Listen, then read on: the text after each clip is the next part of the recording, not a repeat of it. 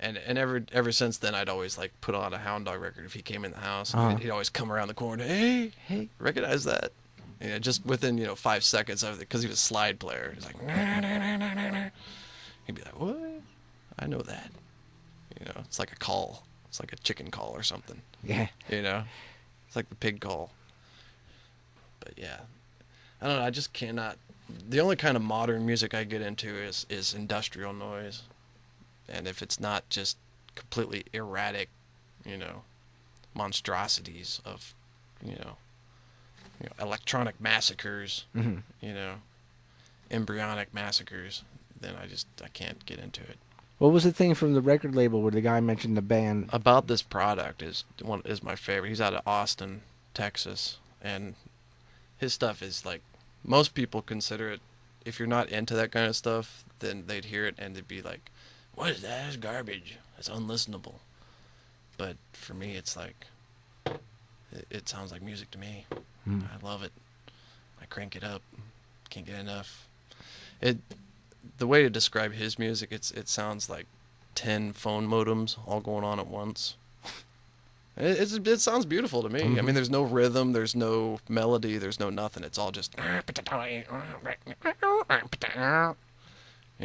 sounds great to me. I don't know. And I like, experimental classical music. I've listened to that for eons now. That's one of my basic, have to have. We were listening to Theoretical Girls the other day. Hmm. That's one of my favorite bands. Glenn Branca he's the man. This one guy that I played a show with over last Christmas break, he's just a one man band, and he plays guitar and drums at the same time, Hmm. and he plays the guitar with the drumstick. So he's like playing the drums and the guitar. He lays the guitar down on the drum set. Hmm. He's like playing it, just beating it, and it you know Do you remember who that he was? went and played with Glenn Branca over in Europe. Like, I think it was about 7 or 8 months ago. I'm totally jealous. Do you remember who that his name? Yeah, his band's called This Is My Condition. He's just, completely. It's like, watching him, you just get thunderstruck. So the record label that's going to put out your thing puts out, how many other things do they put out? They got about 20 bands on their label now. It's a really eclectic collection of artists. I almost signed with this label down in Texas. They're a great label, but they don't have a penny to their name. They're really good people, and they represent Bob Log the Third, which is one of the best. And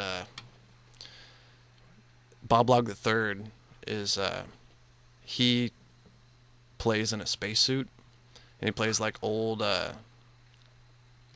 mad crazy house rock and stuff. It's all real rockabilly type. And the only problem I had with that label was that all of their bands are like either bluegrass or rockabilly. Like Do-Rag and Bob Log the Third and the whole label was just nothing but bluegrass and rockabilly. So I didn't really want to sign with them because I didn't want to get just Pigeonhole. lost in the mix. Yeah. Just another bluegrass band on their label. So I kind of held out on them, but they're setting up this show down there. I'm going on tour in September, hopefully, working towards that, and they're setting up this big show for me down there, so that's gonna be exciting. But then this guy called me just out of the blue, and we talked for like 2 hours, and really hit it off. And then after talking to him for 2.5 hours, he said, "Yeah, well, one of our best bands is About This Product." And I was like, "Well, all you do is say that. Could have avoided 2.5 hours of talking to you. I would have signed immediately because it's one of my favorite, industrialists." But once I saw the list of bands that they have on their label, I was down. Because every band is different. Like, they have a really great garage band, and they have like these crazy house music artists from Florida, and they got About This Product, and I got this one guy that's been around since the 70s that he's not completely signed just to them, but they do put out his stuff occasionally, and he's famous for putting out the straight demo where he would just, if you ordered one of his albums, he'd just play the album live into a tape recorder and mail you that.